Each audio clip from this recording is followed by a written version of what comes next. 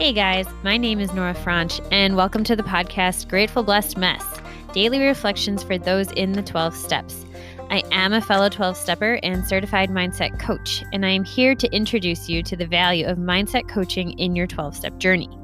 So if you feel like you are stuck in the steps, if you're slipping and sliding with your abstinence, mindset coaching may help you as it did me, and you can find me at catholicmindsetcoaching.com. These episodes are meant to invite you in to consider the truths of 12-step wisdom and to join in the very real struggle of living them in action. I hope that it feels almost like a mini meeting, and I invite you to contribute your own share on the Grateful Blessedness Facebook group to keep the discussion going. My comments are based on my own experience, so feel free to take what you like and leave the rest. But my hope is to encourage you on your own daily 12-step journey. As they say, you cannot stay clean on yesterday's shower. So without further ado, let's begin.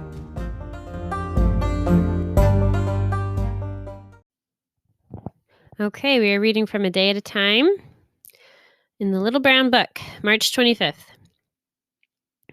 If a person with a substance use disorder or an addiction wants to live a full life in recovery, the power a substance holds must be replaced with something else, preferably a positive force, but at least a neutral influence.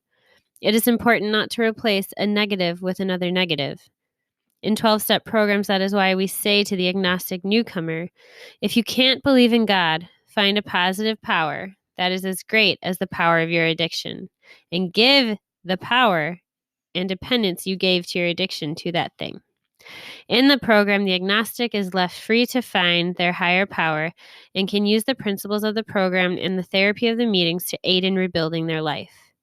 Do I go out of my way to work with newcomers? Today I pray, may the power of the program work its miracles. If newcomers are disturbed by the religiosity of the program, may I welcome them on their own spiritual terms. May I recognize that we are all spiritual beings. Today I will remember, to each their own spirituality. Yes, and there's that spot in the big book. I keep vaguely quoting the big book and probably messing it up quite a bit, but where they say the realm of this, there's a lot of room. It's very roomy, the realm of the spirit. I'm really messing that one up. There's enough, it's wide enough and expansive enough where literally everyone can find a place in it and can find their own little cove in the spiritual realm of the 12 steps. And so I have heard that for many people, it can be very intimidating, all the talk about God. And that's why we call it a higher power, because not everybody has that belief in a God, and that's okay. But we are called upon to trust in something that is bigger than us and bigger than ourselves. And they talk about here in the beginning the importance of filling like that void of your substance with a positive energy.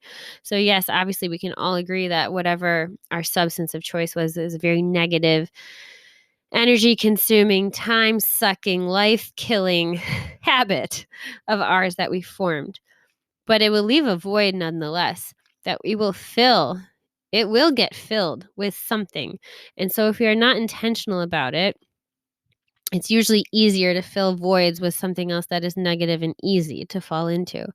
So we have to work quite hard and diligently and intentionally to fill it with something positive. And what the 12 steps suggest is that positive thing be your higher power, be you working the tools of the program and working the steps. That is the positive influence that they suggest that you fill it with. And there is evidence and proof in the success, those who have had success in the program, that this works. And you heard it said, it works and you work it, and work it because you're worth it. And it's true. It works if you work it. You have to work it. Not bits and pieces either. Half measures avail us nothing. It's the kind of all or nothing thing. Because you cannot be sort of abstinent, just like you can't be sort of pregnant. You either are or you aren't. You're working the program or you're not working it. So think about that. God is everything or he is nothing. That's what the big book says. You're working program or you're not working it. Now, you're going to work it to the best of your ability. No one can work it perfectly, but it's all about the attitude of your heart. So it's not that like, oh no, I got to use every single tool every single day or I'm not working the program. It's not like that. And that's somewhere where my head would go. So that's probably why I'm talking still. It's not that. It's where is your heart? Is your heart given over to program? Are you convinced in the depths of your core that this program can work and that you want to work it to the best of your ability? Or do you still have a metaphorical foot out the door where you're like, I'm not so sure, or I don't really want to do this, or it just seems awfully hard. Because if that's you, there's two things you can do. You can leave or you can pray for an increase in the willingness and the desire to be fully convicted. And it's up to you. It's a free choice. And the big book even suggests, go out and try it your way for 30 days and see where you end up. And if you're fine, then fine. You might not need the 12 steps. And if you're not fine, consider that a gift that you've been reminded that you're not fine without this, but there is a solution and there's somewhere you can go. All right. That was a little heavy-handed. So I'm just going to, I wish I had a joke to end it with to kind of like lighten the mood a little bit. My goodness. But I think I'm just going to leave you hanging because I can't think of anything.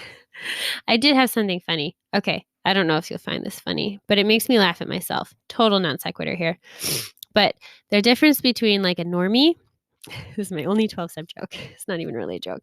The difference between a normie and someone in the 12 steps is that when they get a flat tire, the normie calls AAA and the 12-stepper calls a suicide hotline because they just can't handle the problem. Okay, that wasn't that great. I'm so sorry. It's just that I relate. With that, I pass.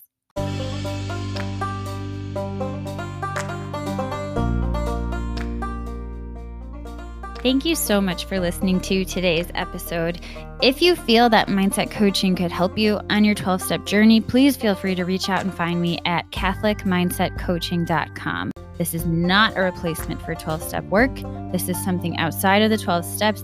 It is simply something that has a heart for the 12 steps and those who are in it. And so, welcome. If you are here, chances are you may also be a bit of a mess. And I hope that you can learn to find some gratitude in the blessings that have come from your messes.